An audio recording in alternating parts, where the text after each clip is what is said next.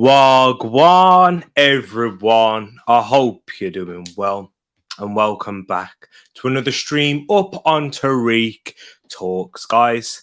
As you can hear and see, it's not the most energetic self Tereak up on stream today. As you can clearly tell, I still am repping my boys. I've got to. I don't hide. I always come here, and I'm an Arsenal fan through and through. But yeah, it's been difficult. I'm still disappointed. We got to talk about last night. I can't go much further without talking about it. It hurts when we talk about the game and when we think about what happened and the goals that we conceded. The two goals in particular, the second and the third goal, due to individual errors and mistakes, proving costly away from home against a big team who's underperforming, and I didn't think they were much better than us in the game. I don't think they were actually better than us at all throughout the 90 in terms of overall performance. I thought we were poor. I expected better from our senior players, and in particular, there's been a lot of talk on social media about Thomas Partey and Pierre-Emerick Aubameyang. For me, Thomas Partey was the most disappointing one when I look back at that. And my reason is, we know what Aubameyang is about. We know Aubameyang isn't going to be what we want from our striker. Aubameyang is never going to do that. He never has been that. He's always been an elite goal scorer, technically. Doesn't give you anything in terms of build-up play, apart from being on the shoulder of the last man.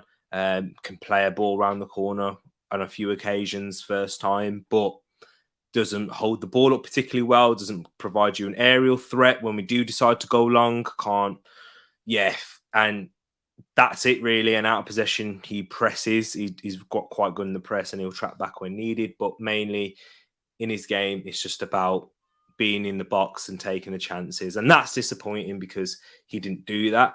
Although particularly, I didn't think he actually had any glaring opportunities that wasn't offside. There were half chances where you expect and where you need your striker to score and take them. And yeah, if you're going to win at Old Trafford at the end of the day, against a United that are poor but look better than they have done in recent weeks. But Thomas Partey, for me, that was the one. That was the player that I was most disappointed with, because with a lot of potential and all the hype that surrounded Thomas Partey when he came to Arsenal. Yeah, that's the one that I'm really most disappointed in. But before I go into the rest of the video, let me give everyone in the chat a big hello and welcome. We got Rich up in the place. I know there was more comments previously that somehow I don't know why they're not showing, so apologies for that right there. We got Moss. Big up yourself. I know Moss isn't going to be here. He sent me a message on Instagram. Thank you for sending that to me, my bro. Appreciate that. I hope you're having a great day as well. I hope it's all right in Canada. We've got Jay, my bro. Yo, bro, what you telling me? Hope you're doing good, man. Hope you're keeping well. Look at that, repping his Crystal Palace colours right there. So same as Louis. Big up yourself, Louis. Looking forward to the game on Sunday. We'll be talking about that. I'll be going in much more detail. Yo, Tereak, do you remember my predictions? Who I said would score? Because I don't. I don't actually. But I know you got some of them spot on. In particular, Louis. Oh man, I'm gonna have to go back. We'll have to go back. Usually, what I do is at the end of the weekend and at the end of the results, I'll go back and I'll watch the video and I'll go through the live chat. But because of the such short turnaround, it's been quite difficult, Louis. So my apologies there, man. I'm sure Edmin, if he pops into the chat, he'll give you the shout out, and maybe he's watched it back. I'm not too sure, but it's me again tonight, guys. No Edmin in the place, so yeah, the sidekick takes over. Big up yourself, Paxton, Man United fan. Got to give you credit where credit. I mean, not credit, but you got to give you the the props for today, because this was a big one ever since we spoke about it. Ever since you came in, so big up yourself. Carrot ball done. Arsenal in. Oh, man. And we got Munzi. Look at that. He's coming with the Munzi. Look, you got to take it, guys. When you give it, you've got to take it. And when it's Manchester United versus Arsenal, big game. I remember we was doing it last season. I was doing it in particular. And look where the last season ended up. So just got to take it where you got to take it on the chin. And at the end of the day, Munzi, after how much money spent right now. I know you're having the laughing, like out of the laughing stocks, you're having the bragging rights, and we're the laughing stocks in this case. Sorry, but I'm still looking down at you guys from the table perspective. You can bring in your Sanchos, your Varans, and we're in December, and you're still not above us. Remember that. Remember that. Why I enjoyed the win as well is Arsenal fans, for the most part, are the most deluded out of everyone, followed by our fan base. I think you're the most deluded. I think you guys are the most deluded. But I'm going to say that as an Arsenal fan, Paxton. If I talk about your fan base, I do think you are, because let's not forget, Paxton, Manchester United fans talking about winning the league. They were not just this season, last season, talk about winning the league. So remember that one. Let's remember that one, yeah? That's what you guys... And a lot of Arsenal fans are talking about, top 6. That's what we need to be aiming for. But you're good, bro. You don't sound good. Don't let Arsenal hurt you, G. Nah, man, Jay, it happens. It's disappointment. When in such a game where we shouldn't even be at the level of Manchester United, with the amount of investment and the hype coming into them this season, the individual quality players you got on the pitch. But when we give you guys a good game without even performing anywhere near our best, or to the level and bravery that I've seen from Arsenal, you're going to be disappointed.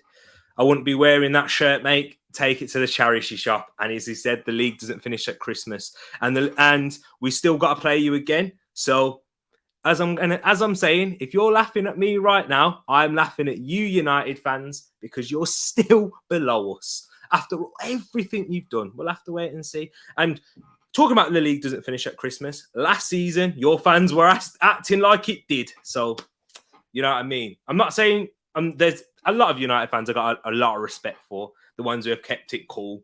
Yeah, like Roland, who was up on the channel. Yeah, but I have got to back my team at the end of the day. Nah, it's defo Arsenal. He's saying, don't know, man. It's very close for most deluded fan base, but I definitely think Arsenal take it, because Arsenal fans were saying challenging. But this is it though, Paxton. It depends on where you're looking, and depends on what Arsenal fans you listen to. Because if you listen to me, I'm not saying we're challenging for top 4. I've stayed consistent about that. Even though we're above you, I have said, we ain't going to be challenging for top 4. That's not the aim. But, you can find deluded people everywhere. I just feel like Manchester United and Arsenal fans, because we have the biggest fan bases, top 3 biggest fan bases in this country, delusion does ring, and it's louder and it's more emphasized because, there's more publicity. It's like when Liverpool, we're saying, next year's our year. They were the most deluded fan base at one point. That's what happens. That's the facts when you have such a big club and such a massive fan base. Yes. Big up yourself, realist. Love my 3 points. That's all I wanted. The fact that when you scored 2 away, it feels like you should get exactly, Louis. I think you hit the nail on the head. But guys, that's enough talk about last night. We are going into the Premier League preview for today. And guys, before I go into it, make sure you hit that like button, subscribe if you're new, and share the channel as well. Whilst you're at it, we're trying to get on the road to 300k. And people, follow all my socials in the description below. It's going to be a good one. Big up yourself, Edmin. He's in the chat and he's ready to take your scores. So there we go, people. Let's go through it.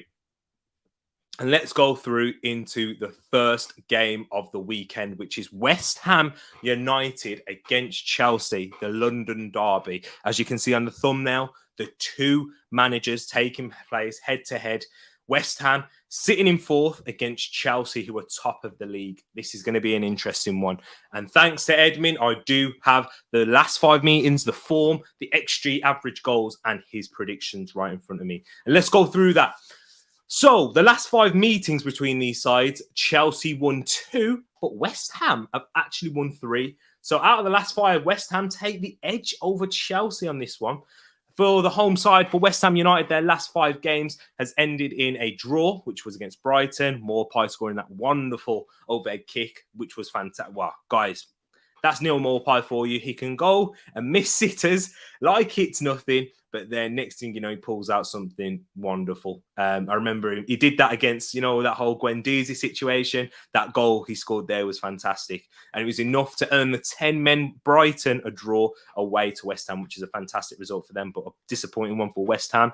And they picked up a draw, loss, win, loss, and a win. So 2 wins, 2 wins, 2 losses, and a draw. So very mixed up and down results. And for Chelsea, we have 2 draws and 3 wins. So Chelsea unbeaten in their last 5. And they're not unbeaten this season because they lost to Manchester City, but they've only lost 1 game. So big up Chelsea for that one. And then the XG for both sides is 1.65. Literally, it's the exact same. 1.65 goals expected in this game for West Ham and Chelsea. And then the average goals is 2.86. So we know what XG is saying. And we'll get into that and we'll see if that's made an impact on his predictions in this game. But as we can see for the injuries and suspensions right here, we have got Aaron Creswell, who is a 50-50 player and it's a toss of a coin whether Aaron Creswell will play in this game.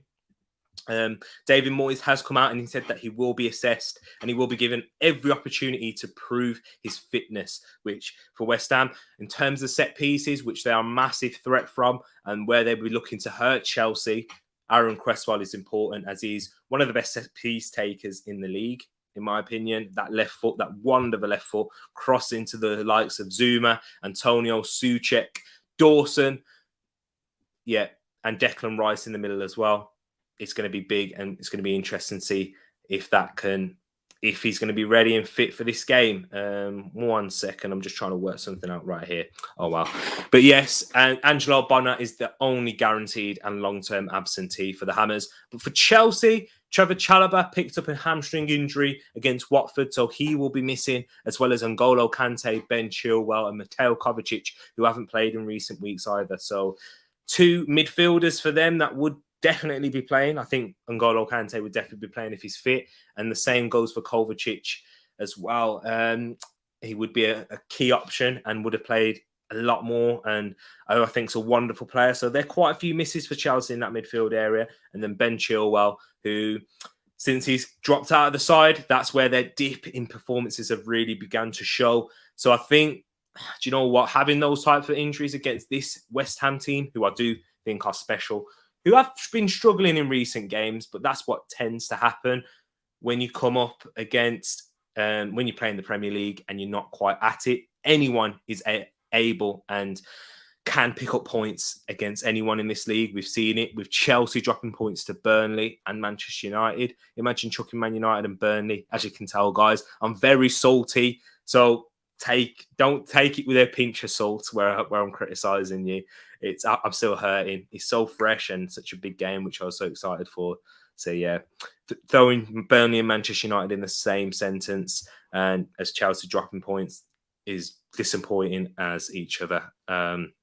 So in terms of predictions for this game, I will go into that right now in the next slide. Don't forget, people, get your predictions in the comments below. Moss has sent his in, and I can tell you Moss's right now. Moss went for a 2-1 Chelsea win. So that's the first prediction that I've got in, and then I will go through ours, and then we'll go through yours. And if you've got any questions as well, people, afterwards, any topics of conversation, it can be anything. It could be anything to do with football. It could be about your club, my club, anything, or even anything personal, or what you want to see on this channel. We'll get into it at the end. But in terms of predictions, I went with a 2-1 victory to Chelsea. So I'm agreeing with Moss right there. And Edmund went for what XG went for the exact same goals, 1.65 each. But he's gone with a draw in this one.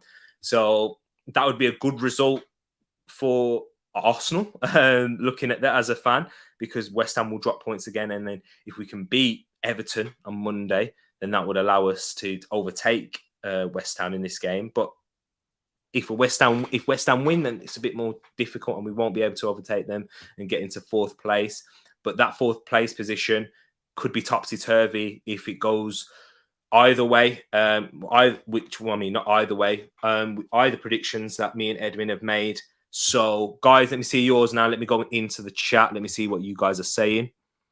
We've got So Louis goes in first and he goes with a 2-2 draw. So he's also going with where XG is saying right there, where both teams will struggle to cancel each other out. I mean, Chelsea haven't been at their peak in their last couple of games. They're very fortunate against Watford. So I see where you're going there, Louis. Jay's gone with a 2 on West Ham. Okay, that's a big shout, as Ed's saying there. Let me see anything else, guys. Come on, people. Big up yourself, Santi, as well. Nice to see you, Man United fan. Happy Friday to you too, my bro. Hope you're keeping well. Oh, we got Chino. Forgot. Sorry, Chino. Saw you in there. Bless up, my guy. Big up yourself, Chino. Thank you for coming in and thank you for showing love. And thank you to everyone for showing love and coming in as well. And as you are entering, don't forget to smash that like button. It would be greatly appreciated. So far, because we've got 3 predictions from this ETF. We've got a 2 on Chelsea, a 2-2, and a 2 on West Ham. Guys, okay. TTF, I think you've gone with a draw. And let's get your predictions coming in, because I was about to say there's one more prediction which will be the deciding factor for this game. So Rich has gone with it there for a 2-2 draw. We've got Toby Larone. Hope you're doing well. Nice seeing you, Toby. Hope you smash Everton. Me too. Hope we do too. I'm guessing you're a Liverpool fan by saying that. Big up yourself though, Toby. Nice seeing you in the chat.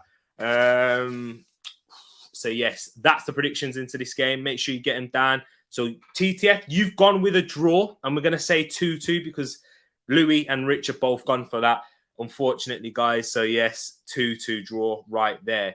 And let us go into the next game, which is, as Paxton said earlier, which I knew he said it in the chat, but I didn't quite see it. It didn't pop up. It's not on the StreamYard, so my apologies for that. He said this isn't the game to watch for the weekend. As you can see up on your screens, it is Newcastle versus Burnley at St. James's Park. Eddie Howe having picked up a draw in their last game against Norwich with 10 men.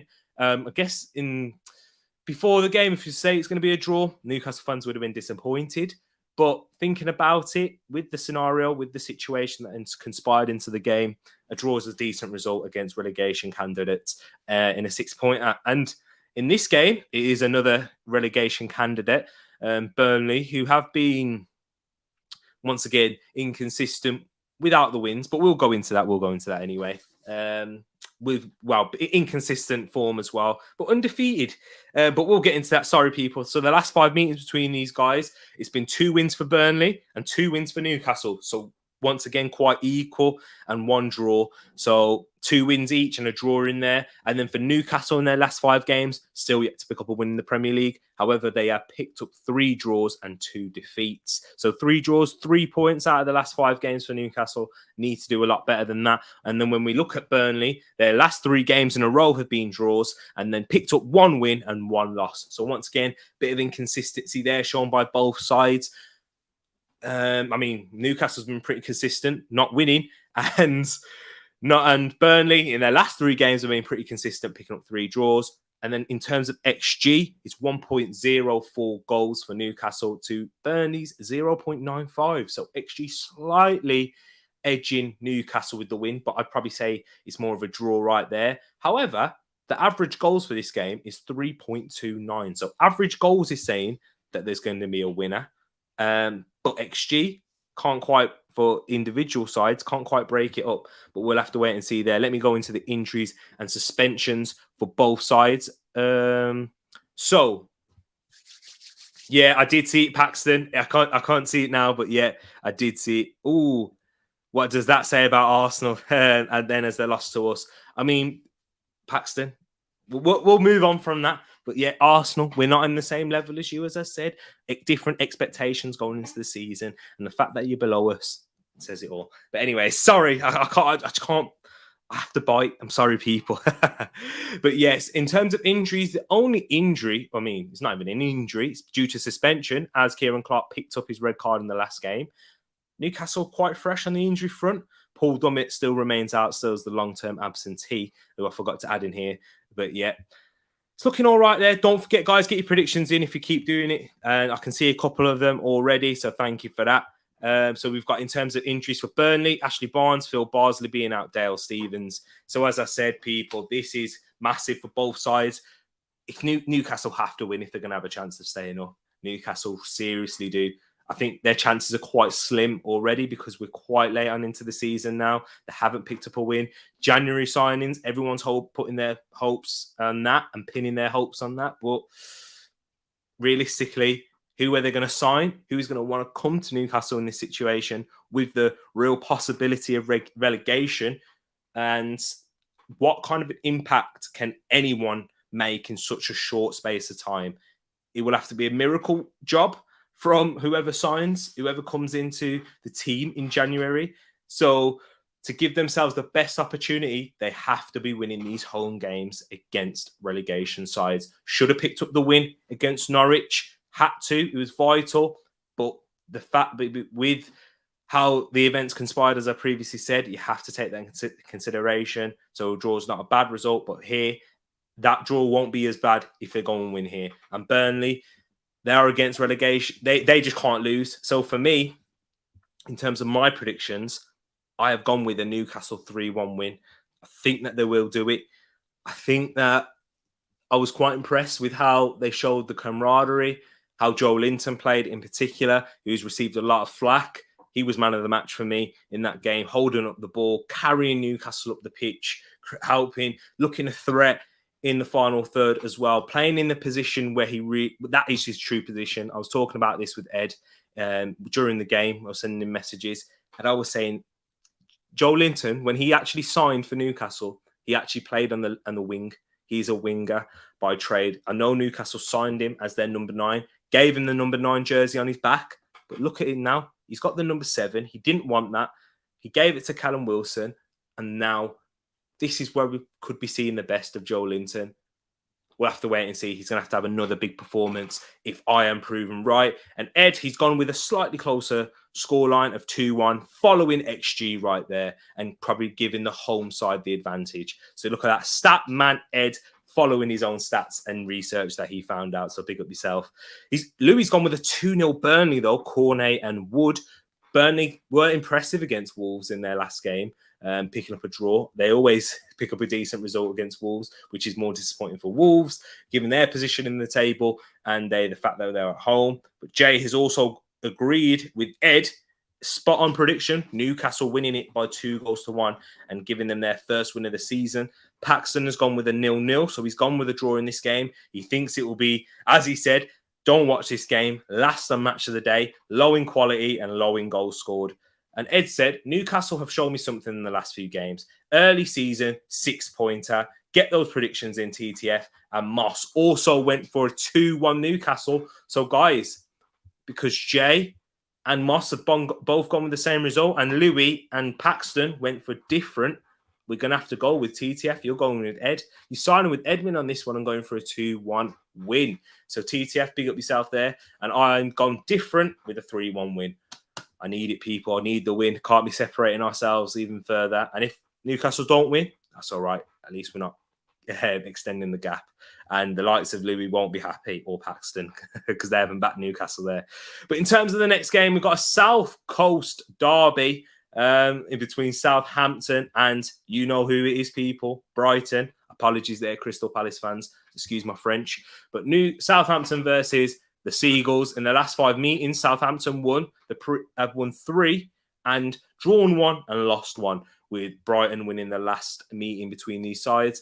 And Southampton's last 5 games, they have drawn 1, lost 2 and won 2. So very mixed as well. They've picked up 1 point in their last 3. That's quite interesting there. And then for Brighton, their last 5 games have been a shadow of themselves as the Brighton that we saw at the start of the season, picking up 4 draws and a loss. So not as bad as it could be. They have picked up 4 points out of 5, which isn't good. And if they're Brighton are looking to be a mid-table side, they need to do a lot better than that. And maybe to achieve their targets or to continue to impress, for me, they're going to have to win away here. But in terms of XG, the XG is favouring the home side, Southampton, with 1.48 goals expected to Brighton's 1.11, so 1.11. And then the average goals in this game is 1.93. So just under 2 goals expected in this game. that's probably going for a draw. Well, it slightly favours Southampton, but XG average goals is looking at a draw. And we'll see if that's impacted any of our predictions. But in terms of injury news, because this is where I go in, the eye test when I look at this. So we've got Fraser Forster out, Jan Bednarek out, who picked up an injury in their last game. Jack Stevens, Stuart Armstrong remain out. And then when we look at the Brighton and Hove Albion, Adam Webster is out, as well as Adam Lallana, who continues his injury-laden career. He's missing the game against his former sides where he really made his name. Performed exceptionally well and got himself into the England setup, and then which also led to his move to Liverpool. He's out injured once again, as well as another player who's injury-laden career, Danny Welbeck and Stephen Alzate, who have been out for a bit of a longer period right now. So yes, people, get your predictions in the chat right now and make that impact as we will go into our predictions. And I've edged it. I'm sorry, Crystal Palace fans.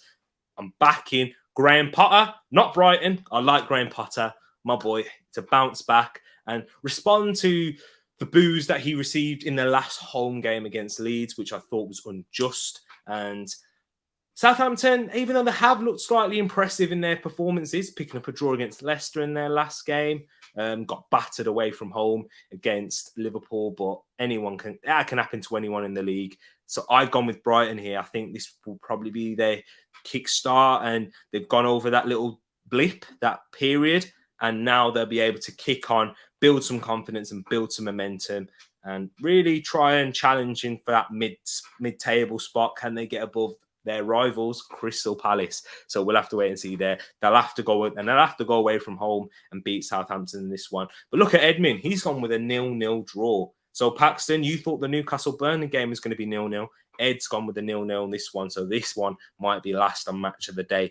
Let me see what you guys are saying. Look at Jay. You knew Jay was going to throw that into the chat right now. 9-0 to Southampton, of course.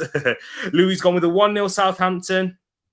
Paxton has gone with 3-0 Brighton. So we got 2 Southampton wins, and Paxton with the Manchester United. Well, so I got Man United in my brain. Sorry, living rent-free in my head. But yeah, Brighton winning by 3-0. Big up yourself, Know-How. Nice to see you in here, man. He's put something in the chat. Bit late. Enjoyed a pantomime with the kids at church. Oh, I hope you had a great one, Know-How. I hope it was fun. And we are coming to that season now where we're going to be seeing a lot of nativities and Christmas plays happening. So nice. I'm glad that you enjoyed that Friday club at church. I know Fridays are quite good at Woodwood Green. Just don't like Southampton, really. 2-1 Southampton, of course. Yeah, I know. Paxton, not a big fan of Southampton. We've got T swearing too much today, discussing from you. Apologies, excuse my French. I actually like the Saints, and he's going with a 3-2 win for Saints. And Moss went with a 1-0 Southampton. And what's Eagle saying? Exactly. This is interesting. So TTF, you've gone with a Southampton win here. Unfortunately, Paxton, it's a democracy. The guys have chosen for you. So Southampton to win this one against you-know-who. Sorry, Jay, and Crystal Palace fans. So for the next game, and this is Edmin. This is where you would be. I don't think you'd be as positive, and I can see from your prediction you haven't. Early spoiler there. So the last 5 meetings between these sides, Liverpool have won all 5. In the last 5 games. So guys, remember that Liverpool have won all 5. Take that into predictions. I'm sure if I would have told you Wolves won all 5, that probably wouldn't have made much of an impact given how Liverpool performing in recent weeks.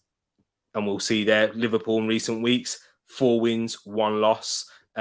4 wins in a row as well. To Wolves' 2 draws in a row and 2 wins and a loss. And in between those 2 wins, there was a loss in there. So once again, mixed up and down. But I guess 1 loss for a Wolves team that wasn't really having much expectations into this season. If we're going to be realistic, they are overachieving. You got to give credit where credit's due. But in terms of XG, the home side are expected to score 1.52 goals to Liverpool's 2.39, with an average goals of 3.07. So average goals is basically saying, and expected goals, 2-1 Liverpool. Is that what you guys are gonna be going for? We'll have to see. We'll have to wait and see what me and Edmin and you guys say in the chat. So in terms of injuries and suspensions, the Wolves injury list isn't looking great. Daniel Pedence out with you know what. Marcel is also out with alongside Pedro Neto, Willy Bolly, Johnny Castro, and Yerson Mosquera. The latter four have been out for. Well, I guess Marcel's been out for a long period of time, who I've just not added into the previous injuries and suspensions list. Naby Keita, Joe Gomez are doubts. So in Joe Gomez in particular, he's more, if I was going to go percentage, kind of like an FPL base, probably go with the 25% chance of him playing, so not really much. And then Naby Keita, probably a bit higher, probably go with, I know they don't do this on FPL, but probably about 40 to 50 range. And then Curtis Jones, also a doubt, less of a chance he'll come straight into the side, into that Liverpool midfield, who have been impressive. And we've got Roberto Firmino, who remains out alongside Harvey Elliott. So we'll have to wait and see right there. Guys, get your predictions in. I went for a Liverpool 3-0 win. Edmin has gone for a 4-1 Liverpool win. Away from home, so he's actually gone for Wolves to score in this game, which they haven't been able to do in their last two games against Norwich and Burnley. So they're gonna have to do something that they couldn't do against Liverpool in this game. Well, let me see what you guys are saying. Head 3-0 Liverpool. It's gone the exact same as me. So is Louis. Great minds think alike. Paxton has gone with a 3-1 Liverpool. Tishi went for a 3-1 Liverpool. So a lot of us, all of us so far, have gone for 3, apart from Edmin and Know-How, who went for a 4-1 Liverpool win. So we're going to average that to what? Oh, here we go. Tishi M, she said 3-1. So we've got 2 3-0s, 2 3-1s. Anyone else watching? Chuck your prediction. Ask Jacob what. Oh, Jacob would have been gone to bed. So yes. What am I going to do here? Anyone else that's watching, chuck in what you think the score is going to be. Is it going to be 3-0 or is it going to be 3-1? And we'll get right into that. So into the next game, Watford versus Manchester City, which is the 5:30 kickoff at Vicarage Road. Let's go into the last 5 meetings between these sides. Just as I said, Wolves versus Liverpool. Liverpool won all 5, and so have Manchester City, won all 5 of the last 5. I think that's going to impact your predictions. Anyways, the last 2 games for Watford have been 2 defeats, and they've won 1 and had 2 defeats after that. So yeah, before that as well. So 1 win and 4 defeats for Watford. And for Manchester City, they've won all their last 5. For Watford, they've got 1.33 expected goals to Manchester City's 2.26, with an average goals of 2.86 goals in this game. So average goals is saying a 3-1 City, but expected goals is about 3-1, 2-1 City in this game. Let's see if those statistics will make a difference into our predictions. Once again, look at that injury list, though, for Watford people. Adam Messina, Ben Foster, Ismail Assar, Quadro Bar, Nicholas Nkulu, Pedro Tabo, Ken Zema, and Francisco Serralta to Manchester City's Ferran Torres. So Manchester City are getting a few players back. The likes of Jack Grealish, who came on against Aston Villa in the 87th minute. Phil Foden, who was up on the bench. Ilkay Gundogan, John Stones, and Aymeric Laporte is back after a suspension. Guys, I'm not going to spend too long on this one. 4-0 Liverpool, 4-0 Man City, and 3-0 Manchester City, says Ed. Those are the predictions right there. I think it's going to be 4. And Moss said a 2-2. Oh, so he went, Moss did say a 2-2 draw, which is, wow, Moss. That's different. He's gone for a shout there. Moss, if that comes correct, you deserve the biggest shout out of all. My guy's smoking too much. Man City have won the last 13 between these 2 teams. And Know-How saying, T, how would you feel about sitting down with a guy that was on your channel yesterday and reacting to highlights from classic United versus Arsenal matches? Could be interesting to hear both of your takes. Know-How, that's a fantastic suggestion. I do like that. Guys, get your suggestions into the chat if you have any like this. And do you know what? I'm going to have a word with Roland about this. I'm going to have a word right now. Let me take a photo. I'm going to have to take a photo just so I can see it. Done. Right there. Thank you for that one. Watford, so Paxton's gone with the exact same as me. Moss has gone for a 3-1. Great idea, know-how. I totally agree. 2-1 City. So everyone's gone for a Manchester City win. Scores are different, so that's going to be interesting for Ed to work out. But yeah, we've all gone for a Manchester City win right there, away to Watford. Can Watford cause a surprise? At least make it a tighter game? Not in my opinion, and your guys either.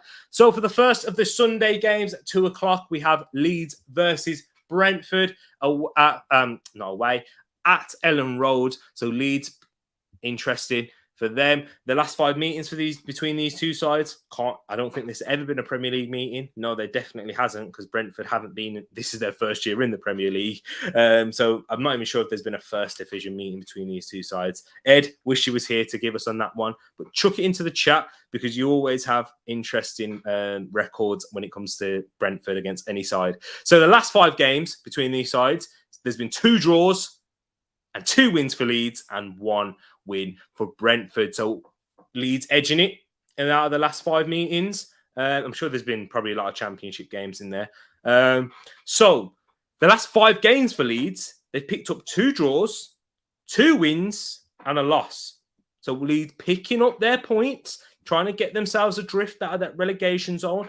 And as you can see on screen right now, as their injury list is decreasing and the numbers are getting smaller in terms of the injury table and treatment room, Leeds' performances start picking up. You would almost think it was a massive coincidence, but no, that was always going to happen. It was always going to be difficult for Leeds, and there was always going to have a slow start, and with the intensity that Marcelo Bielsa does play. And you can also see it in their last 5 games with 2 draws, 2 wins and 1 loss. So yeah, and for Brentford, it hasn't been as good after their good start to the season. Contrasting starts for both sides, and now it's contrasting the last 5 games too. 1 win, which was against Everton, 1 draw, and then 3 losses. The expected goals into this game is 1.77 for Leeds and 1.01 for Brentford. And average goals is going for 2.5, so that's 2.5 goals expected in this game. So that is probably saying a draw, but if someone's going to win it, Leeds is going to win it. And let's see if that goes into your guys. If that has any impact on your predictions going into this one. So yes, as I said, only 1 injury, and that's Robin Koch, who's out. And then if you look at Brentford, Christopher Jair, who was their summer signing from Celtic, who's been impressive when he has played, but struggled with injuries this season. Tereak Fosu, by the way, guys, as you can see, my name is Tereak Talks. My mom was actually considering having my name spelled in that way. So, yes, it is Tereak, not Tariq. Josh Da Silva, Julien Janvier, and Zanka, who is also known as Matthias Jorgensen, remains out through injury. So that's, for me, in terms of my prediction, I've gone with the Leeds win, and so is Edmin. I think Tony will bag himself a goal against this Leeds defence, who don't look strong week in, week out, quite inconsistent at the back. And I think that's part to how they play and the opposition teams that they come up against. I do think Tony will probably score in this one. However, it won't be enough, and I think Leeds will have the firepower. We may see the likes of Patrick Bamford, Paxton, your guy who you've been banking on scoring week in, week out. He's finally back, so you can chuck that goal scorer in right there. And Edmund's gone with a 2-0 victory to Leeds as well. Let's go. And there he is. He's gone with Bamford and Tony, but he's gone with a draw. Interesting. So he's following where XG is going with right there. Leeds 1, 1-0, 3-0 Leeds. And picked up a subscriber whilst we're going. Thank you very much, people. That's because of you guys who have been showing support and getting this channel growing. It's you people. You're the ones that grow this channel, and you're the reason why I do this. So thank you very much, everyone. Watching you, both you and Rich, this is a madness. Oh man, that's what happens. And it's, you know what, big respect to you, Jay, for coming, man, because that he's doing a Crystal Palace preview, but you're showing love by staying here and chucking your predictions in. So thank you, my bro. Appreciate that one. And everyone else as well who's tuning in on this Friday night to be watching and tuning into Tereak Talks. Tereak is motoring through these without even me on the preview. I'm trying, man. I'm trying to get there and trying to get through all your comments as well. But now, man, thank you, Ed. Thank you for providing me all the stats and figures and records for this game. Couldn't do it without you. So there we go. That's into that game. And let's go into, as I said, Crystal Palace are away to Manchester United for Ralph Rangnick's first game. A lot of Manchester United fans are optimistic now and are looking forward to the future. As Josh Kroenke would say, be excited, Manchester United fans. He wouldn't say that. the last part, but you'd be excited. So we've got in the last 5 meetings between these two sides, 2 wins for Manchester United, 2 wins for Crystal Palace, and a draw. So quite even there. And if you can remember last season, who won at Old Trafford in the first game of the season? Crystal Palace. I'm hoping for the same right here. I am supporting you, Palace, for this weekend. But let's go into the form of both sides. Manchester United, their last 5 games, their last 3 games, we all know it. Michael Carrick's been unbeaten with 2 wins and a draw, but the previous games before that, the previous 2 games, 2 losses. So 2 wins, 2 losses, and a draw for Manchester United. And then for Palace, when you look at Palace's, it's kind of the same. You got to break it down into their last 3 games, which have been 2 losses and a draw, and then before that they picked up 2 wins. So it's actually the complete opposite to Manchester United's in that factor, in that way.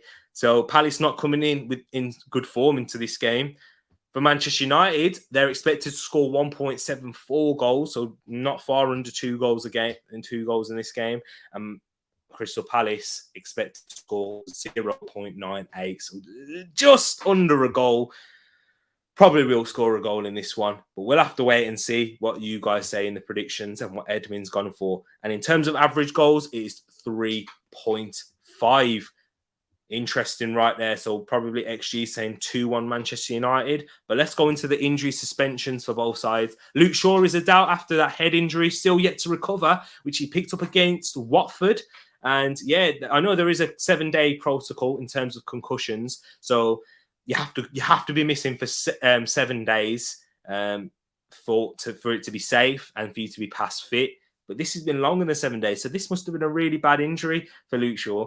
And you know he receives a lot of banter, and Arsenal, obviously Manchester United's rival. But for Luke Shaw, I hope he's okay and he gets better soon and returns back onto the pitch.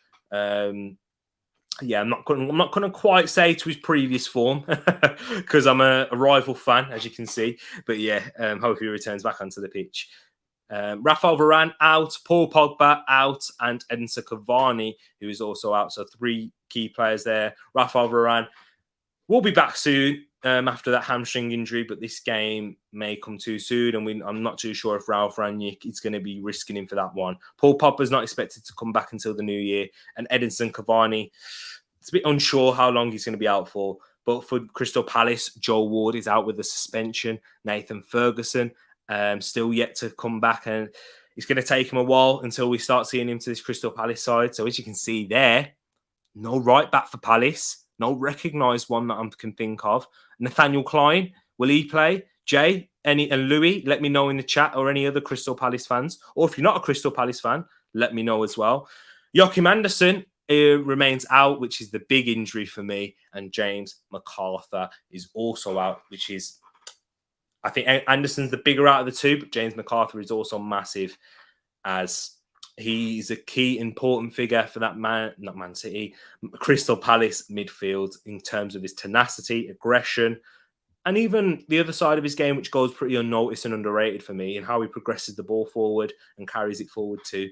So yeah, big injuries there for both sides, and I have gone with a 3-1 Manchester United win. I'm sorry, Palace. I'm sorry. I just don't see you guys doing it with recent form going into this game. I think it's probably too much of a test for your squad at this moment in time. If you had all your players fit, everyone ready, I think you would have a much better chance of getting something against Manchester United. But this is a squad game, unfortunately, in the Premier League. And Manchester United, with that new manager bounce, with Old Trafford bouncing, and rocking for Ralph Rangnick, with all the excitement there, I think that will carry them through. Don't think it'll be a great performance from either side.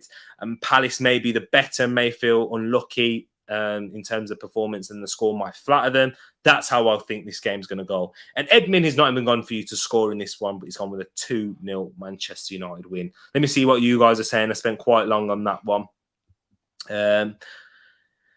Keep looking at TV on the phone. So he's gone with a 2-1 Palace. Got to back you boys, haven't you, Jay? And come on, don't blame me there. Paxton's gone with the exact same scoreline as me, but he's gone with the Ronaldo penalty, of course. Manchester United. Rashford, Bruno, and Edouard. Hope the doctor gets a goal, Paxton.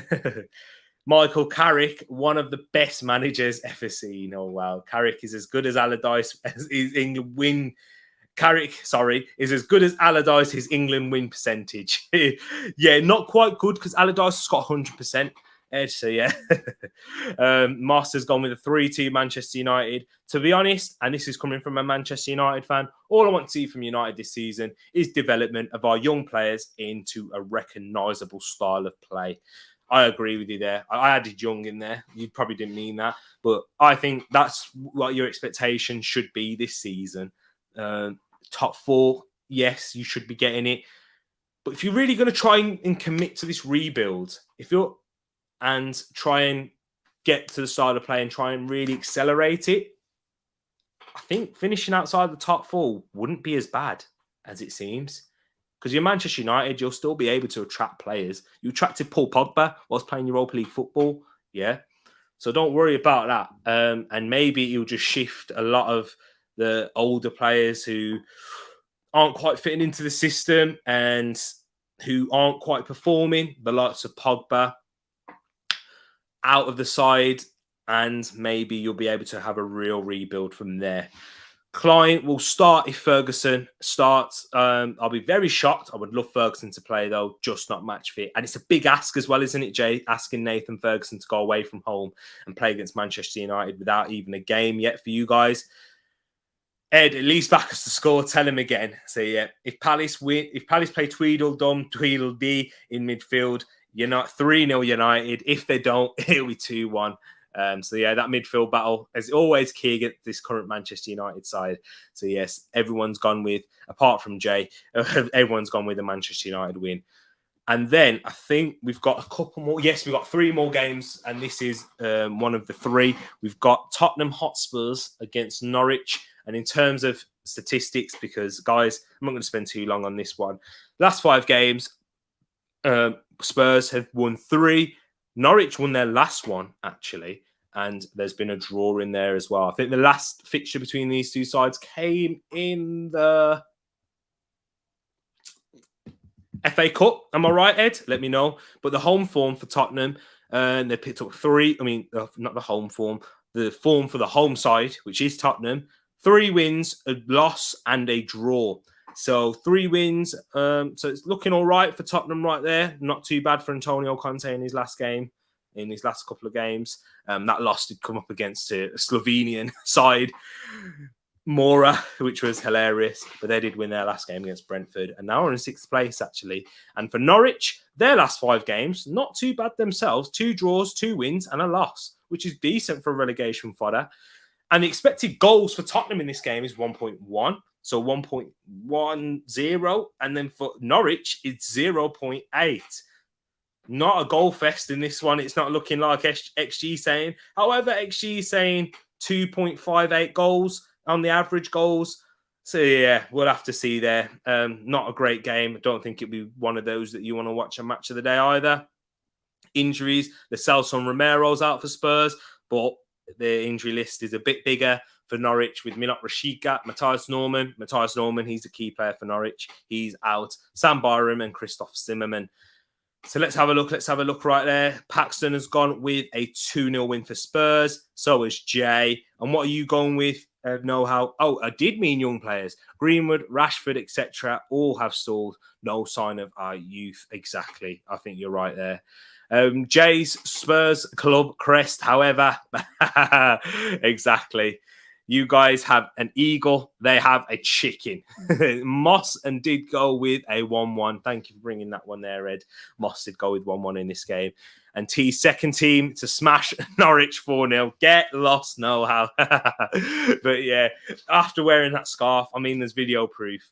But yeah, this... Thank you, United, for sacking Ollie like 3 weeks too late. But yeah, I went for the exact same as what most of you have gone with the chat. 2-0 Spurs. Edmund's gone for a 3-0, so a bit more of a prettier scoreline for Spurs in this game. I just don't really see Spurs battering anyone, and they should be doing that against the likes of Norwich. But you know what? With that Mora defeat, and that really opened Antonio Conte's eyes, I think they're just going to be trying to get results and go, just keep it going. and try and get as many results as possible and just be difficult to beat. That's what's going to be difficult. I see Conte putting a rocket up them. Yeah, but you can only do so much when they just don't have the quality throughout their side. I mean, defensively, they're poor. And that's why Conte is playing that. That's why Conte's been brought in. And he's playing that 5 at the back, 3 at the back with wing backs.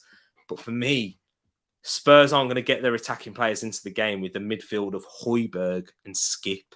Skip and Højbjerg. Sorry, not good enough for me. So yeah, they will win this one though, just because they've just got, that's a bit sprinkle, a little bit of stardust that Norwich don't have. So the penultimate game of the weekend, we've got Aston Villa versus Leicester right here at Villa Park.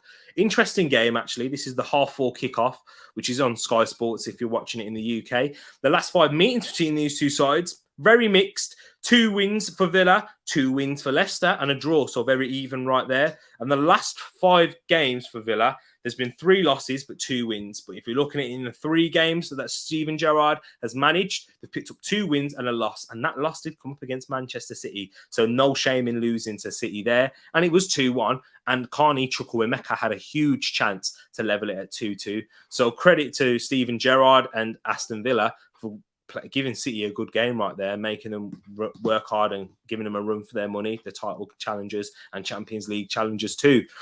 For the away side, for Leicester, there's been 2 draws, 2 wins and a loss. So better form in their last 5 games than their start to the season. And they've been unbeaten in their last 4. So you got to take credit there if you're thinking of it from a Leicester point of view. Hang on, I'm looking at the completely wrong fixture. My apologies, people. But it is. Oh, well, yeah, I think it is the exact same. 2 wins and 2 draws and 1 loss. So I wasn't completely wrong there. Apologies, I was looking at the Norwich one.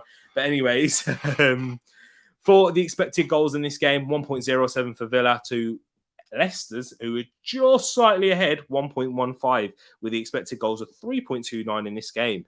And if we're looking on the injuries and suspensions front, Danny Ings, 50-50. Will he play his first game under Steven Gerrard? We'll have to wait and see. Leon Bailey will be out for a number of weeks with a hamstring injury, another injury for Leon Bailey, which just seems to be his problem at the moment. Bertrand Traore, who is out, as well as Trezeguet in this game. For Leicester, though, we have Yuri Tielemans, who is a doubt. James Justin, also a doubt. I think there's more chance of seeing Tielemans come back for this game rather than James Justin, who is recovering from a long-term injury. So you won't start to see him. You won't see him start games. You'll see him probably come on in a few cameos. It'll be interesting to see if he's on the bench. But Yuri Tielemans, he may come back and come straight back into the fold, given his role in this side, his importance to this team. So we'll have to wait and see there. Wesley Fofana, Ricardo Pereira, and Papi Mendy remain out for Leicester. And in terms of my prediction for this game, I've gone where XG's gone, with a draw. Not in terms of the average goals. I've gone for 4 goals in this game with a 2-2 draw. And Edmund has gone for a 1-1 draw, which is quite interesting. So we've both gone with the same result, but different scores. Let me see what you guys in the chat are saying. We've got Jay, who's edging it with a Leicester win. Moss edging it with a Villa win. We've got a draw from Paxton right here. So 2-2, exactly the same as me. He's gone with an Ings brace. So if Ings can come back from an injury and score a brace, that'll be quite good there. And if he's playing McGinn, or McGinn brace, I don't know, Vardy and Maddison. Interesting there. Leon Bailey's hamstrings are as bad as Antonio's. Must be a Jamaica thing. What I think it is, Ed, with Jamaicans, he's probably eating too much yam and dumpling. That's probably what it is. Not eating the right foods. But that's probably is right there. Tishi's gone with a 1-1. So it looks like, guys, you're going with a draw, because we've got 2 draws and a win for either side. So it looks like the TTF are gone with a draw in this one.